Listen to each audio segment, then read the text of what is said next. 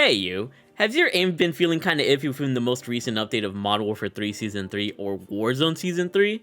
Well, have no fear. In my video here today, I'll give you guys my new updated settings for Modern Warfare 3 so that you guys can obviously beast both on Modern Warfare 3 multiplayer and Warzone. And the reason why I'm fit to do that is because I've gotten a nuke with every single gun in the game of Modern Warfare 3. I mean, just literally look at my entire channel and you guys will see a nuke with legit every build. And I've also gotten a lot of great gameplays on Warzone as well on my second channel, More Hero. So I hope to help you guys to the best of your ability here so you can continue having fun and so you guys can be informed of my best settings. Let's rock and roll. So what's up guys, it's here by Nino or Quadgy, and welcome to my new updated settings video for Modern Warfare 3 Season 3 and Warzone, because it's kind of applicable to both. For today's video, I wanted to give you guys not only my updated controller settings slash best settings, but also settings for graphics, audio, interface, and this can be applicable to both console and PC no matter what platform you're on. I even switched to my console, my PS5, to show you guys my actual graphics settings. So if you guys are interested in seeing what sensitivity I run, how I aim, you know, what my PC is all capable of, or just curious about how I play this game, then go ahead and drop a like in the video, subscribe, and turn on those post notifications. A lot of you guys have inquired about my settings, and I haven't done a settings video in a minute, so I thought I'd do this video. So if this video helps you, you know, learn something new, improve your gameplay, whatever the case is, that's always something awesome to see. Just so you guys know, anybody that's new, I upload entertaining nuke gameplays every single day, sometimes best classes, funny moments, or whatever the case is, and I think you'd have a good time on this channel. So with all that being said, let's go ahead and start with the settings here. We got the aiming input device of controller. Not really gonna show keyboard and mouse because I don't play keyboard and mouse, but if you guys want to see that for a video, you know, get this video to 5,000 likes and I'll do a keyboard and mouse video gameplay or something. But when it comes to my button layout, in case you guys are curious, I actually play on bumper, jumper, tactical, flipped. And this is the best way I run. I really recommend this for controller players, or even stick and move flipped, or whatever the case is. And if you're wondering how to flip it, you just go over here and put flip off or on, or whatever the case is. And what this allows me to do is essentially play with aiming with L1, jumping with L2, shooting with R1, and using my lethal grenade with R2. And then I actually stim shot or use my tactical with X, and I can drop shots that slide with the R3. And this basically just turns the regular PS4 controller, because that's all I run with here, into a special controller.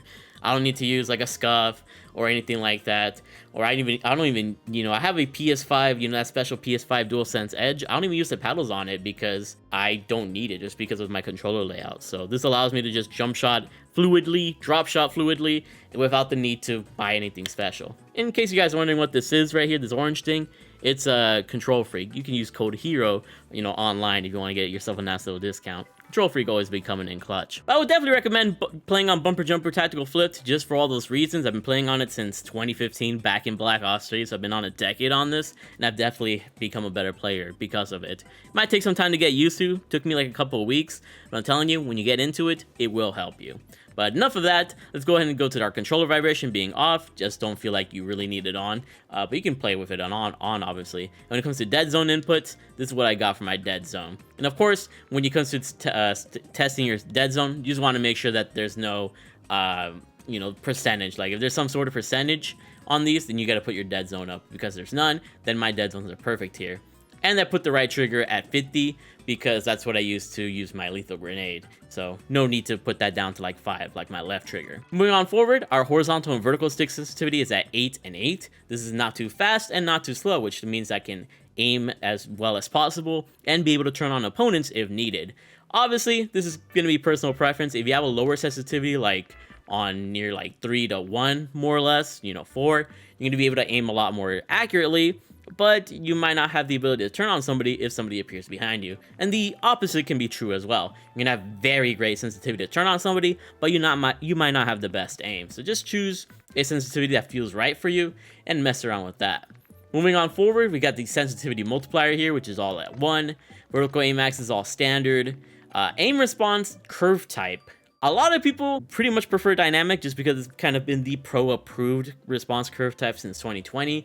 I have heard some people switch over to linear, and they've had some success with that. I did actually used to use linear back in 2020 before I learned of dynamic, and I felt pretty good. But at the end of the day, Whatever you feel with, the best with is what you should stick with. But a lot of people do like dynamic just because it gives you the stickiest aim assist, and that's what kind of has been proven by testers in a sense. Moving on forward, nothing here that you gotta see, but custom sensitivity per zoom here is important because we want our low zoom to 5x or 3x zoom to be 0.9. This could be more accurate with these certain types of zooms. But when we get 4x to high zoom here, we're gonna go ahead and put it to 1.20 so that we don't feel too sluggish when trying to zoom in with such a high optic zoom. I don't really use these zooms anyways. I don't really use optics that far. I only really use like a 2.5x or a regular red dot.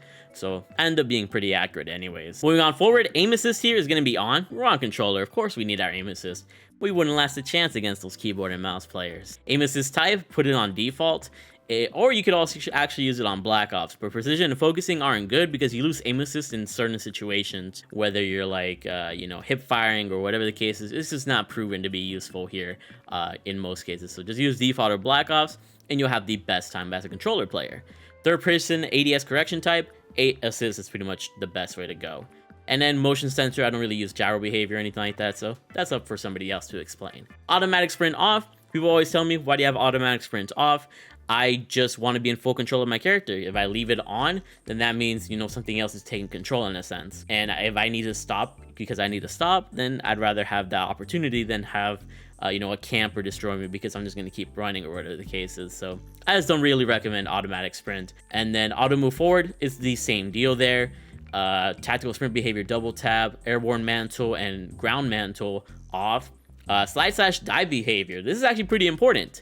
In multiplayer, or actually Warzone, I tend to use tap to slide. And the reason being is because I want to tap to slide whenever I need to, but I also want to hold to dive so that I can obviously dive if I need to off a building to parachute further. But in multiplayer, I just use slide only because there's really no point in diving in multiplayer. And I also heard in Warzone, if you're used to hybrid can help you a ton in terms of mastering your movement. I never got around to mastering my movement like that. Maybe I'll practice a bit more, but I personally use tap to slide for Warzone and slide only for multiplayer. All of this should be default, or you guys can just see what I have here. Is there anything else here that's important? Tac stance, obviously you can have it off if you want, but I just have it on because sometimes there's challenges associated with it, so I just leave it on the default setting there. Interact/reload behavior. I actually use prioritize interact for Warzone. And the reason why I use prioritize interact for Warzone is because this allows you to tap the square button in my case in order to pick up loot. Whereas if I had tap to reload on in Warzone, it would allow me, I would have to freaking hold square to actually pick up loot or whatever the case is, which take time. So if you want to be more responsive in Warzone, put prioritize interact so you can loot faster and open doors quicker. But if you're playing multiplayer, I just stick to tap to reload so that I can obviously reload and just use everything regularly. Armor plate behavior, apply all. This is very important for Warzone. And then I think everything else here is kind of personal preference. Manual fire behavior, press or hold, that's up to you. Akimbo behavior, I like independent, just so I'm in control of my pistols. But if you wanted to, you could also do paired, so that your akimbo guns actually shoot at the same time. You don't have awkward reload stages, but it's up to you. Obviously what you want to rock with. Vehicle camera recenter, short delay, free look, nothing else really important here. So now let's go ahead and go over to my PC graphics settings. So starting things off, you guys should know that I have a 1440p, 144 hertz, 27-inch curved monitor, and thus I play in 1440p. Wait, why am I in 1920 by 1080? That's weird. I used to be in 1440p. Let me actually switch. So if you want to switch or fix your thing, you gotta switch to full screen exclusive, and then switch it to 1440. No wonder the game has looked weird to me. I don't know why it changed for no reason, but once you do that, I go back to full screen borderless, and then I fix the game that way. So if you have a 1440p monitor, that's how you kind of adjust that. That was so weird. I've never seen that before. And as you guys can see here, I have a 3080 Ti, and here are the rest of the specs on my screen. I don't really know my specs off the top of my head, but this is what I'm thinking you guys are kind of curious about that. And then anything else here you really need to know is NVIDIA Reflex Low Latency. I keep this on. Most cases, most PCs perform the best when it's just on. Some perform better with on plus boost, and some are better with off. In most cases though, I would say just on is the way to go, but obviously you can alternate between all of these and see how it affects your PC. Eco mode preset efficiency on my PC, and then the rest of this I believe is personal preference. There's my custom frame limits if you want to copy them for whatever reason, and then optimal is the way to go there. But yeah, let's go ahead and apply my 1440p real quick. Graphic preset here is custom, and our render resolution is actually 90. The reason why I like 90 here is because it allows me to get a little bit more frames, just because I do everything on one PC. I stream, record, off of one PC. So I do want to make sure my frames are good. But if you're on 1080p, you want to try and keep this around 100, just because you don't have as good as resolution. Me, I play on 1440p, so being in the middle isn't all that bad for me. And thus I can still see things very clearly and have an advantage in frames. In fact, sometimes I'll even go to 80. Or 85, I should say. But if you want to lower your resolution for whatever reason, then you can go ahead and do so. Just make sure you can actually see your screen or whatever the case is. Scaling / sharpening, Fidelity FX Cast, and I have it at 90, or you can put it up to 100. Path tracing plus ray reconstruction, have this off. I heard friends that have this on, it kind of messes up their game, so just don't put it on, but you might hear something better from somebody else. VRAM scale target, you have it at 80 or 90 depending on how your PC handles it. Variable rate shading, have that off. Texture resolution is going to be low. If you wanted more frames, you could do at very low, but because, I play on, PC and I want to have a good presentation for you guys. I'm a content creator, I put it on low just so you guys can see the game better. Texture filter, anisotropic, I have it on normal, but if I wanted more frames, I would put it on low. But I want the game that could look kind of nice for you guys. Depth of field off, just because if you put it on, it gives you some kind of blurry effect and you just don't really want to deal with that, honestly. Detail quality level low, just for more frames. Particle resolution normal. Bullet impacts and persistent effects on. Shader quality low. On-demand texture streaming off. Local texture streaming quality low. Shadow quality very low. Screen space shadows off. Ambient occlusion off. SSR off. Static reflection quality low. Tessellation off. Volumetric quality low. Physics quality off, weather grid volume is low. Water quality is either wave wetness or all. I just like wave wetness personally. And then over to the field of view, I like it to max it out at 120. And the reason being is because when you have your field of view maxed out, you can see as much as possible in front of you, which allows me to locate targets a lot easier. The only thing is, they might appear kind of small, but I'll take that risk personally. And once I can locate somebody, we can talk about our ADS field of view and can have it on either independent or affected. A lot of people prefer it affected just because they want to keep that 120 FOV or higher FOV whenever they ADS, but I actually like it independent because when you switch to independent, it actually changes the ADS field of view, or the field of view while you're aiming down sights, to 80. And this allows you to see less of the screen, but it makes the whatever you're focusing on appear a lot larger. So this allows you to pretty much, focus on the target a lot more easily. And my logic is if I'm aiming down sights, that means I'm focusing in on something, and I'm not really paying attention too much to my surroundings in that immediate moment, because in most cases, gunfights are going to go by pretty fast. Unless in Warzone, sometimes they take a little bit, but in most cases, gunfights are one and done. So for me, I really like having the ability to have 80 FOV while ADS and then 120 FOV while non-ADS, and that really helps me personally. But, you can be affected if you want, just be part of that independent gang. Weapon field of view wide, so it makes the gun as small as possible. You can see as much of your screen as possible. Third person field of view 90, so you have as much FOV as possible in third person. Vehicle field of view wide, so the vehicle is small and you can see your screen. And when it comes to world motion blur and weapon motion blur, you never want to have blur on. This really hurts you because if your environment or your gun is blurry, then if you're moving around or around a corner and you don't see somebody appearing, then they might just look like a part of the blur, and that would really hurt you. So just don't have this on. Film grain, pretty much the same deal with blur. First person and third person camera movement, keep it at least 50%, because if you have it 100, you have a lot of shakiness, and this kind of determines your shakiness of the game. And everything else here is kind of personal preference. Inverted flashbang, if you want it white to blind you or black to blind you, that's up to you. But yeah, we're gonna go ahead and hop to my console real fast, my PS5, and show you guys my console graphic settings. And as you guys can see here, we're now on my PS5, so let's go ahead and show you guys the best console graphic settings, because they differ a little bit from PC. On-demand texture streaming should be off. World motion blur, weapon motion blur should both be off, which I explained a little bit more detail in the PC section. Same with field grain, just put down 0. Depth of field should be off, you just don't want any fuzziness in the back. And Fidelity FX Cast, just put it on, and you can put it all the way up or to whatever number you desire. Just makes the game look a little bit more cleaner. So nice to have it on next-gen consoles. Eco mode preset off. 120Hz refresh rate if you're on PS5 or Xbox Series X and you have the right monitor going up to 144Hz or frames or whatever the case is, put this on, because this is going to help you have a faster frame rate and be able to compete with PC players, as long as they're not on 200 frames or whatever the case is. PC is kind of OP, but this will allow you to be a little bit more closer with the competition. Field of view, 120, independent, and weapon field of view wide, so you have this, you can see as much of the screen as possible, and I explained these other options a little bit more in depth on the PC section. Third person field of view 90 to have as much FOV as possible, and vehicle field of view wide, so you can see more outside of the vehicle in a sense. First person and third person camera movement both have them at least 50%, don't have them at 100 or 75, because this kind of guarantees how much shakiness you get, so you want the least amount of shakiness. Inverted flashbang, this is personal preference. Do you want to be blinded by white or black?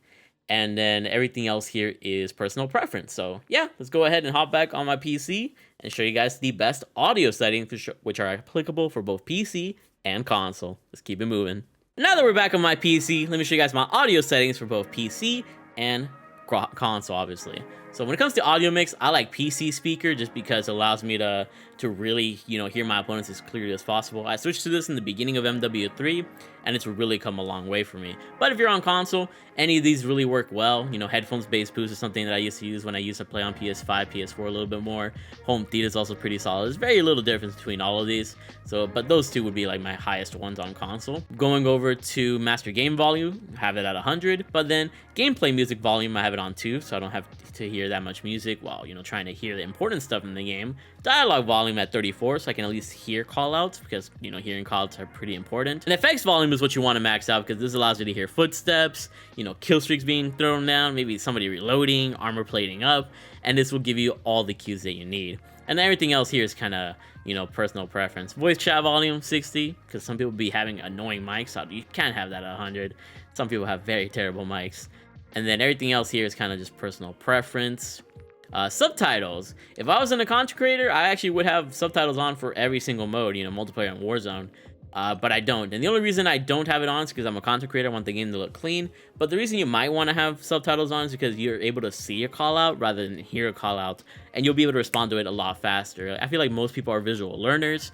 Or, somebody, takes on a cue a lot more faster by visually seeing it. And that might be able to help you. But that's just a little bit of suggestion. I did used to play with subtitles on. It's just, I want to make my videos look a little bit more better. And then reduce tinnitus sound, I have it on just because why not? And everything else here is personal preference. But now let's go to our interface settings and see what's up. So subtitles, we kind of already talked about that. Color customization, I haven't really changed my color palettes at all. But if you want to change up your colors, you definitely could. Maybe you see some colors a little bit better than others.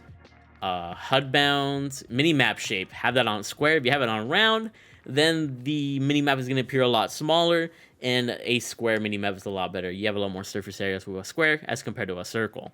Minimap rotation on, so you can see the minimap rotate. Horizontal compass on, so in case you have a counter UAV up or whatever the case is, you can just look at the compass and see where people are shooting from if they have an unsuppressed gun, which is pretty useful. Crosshairs static.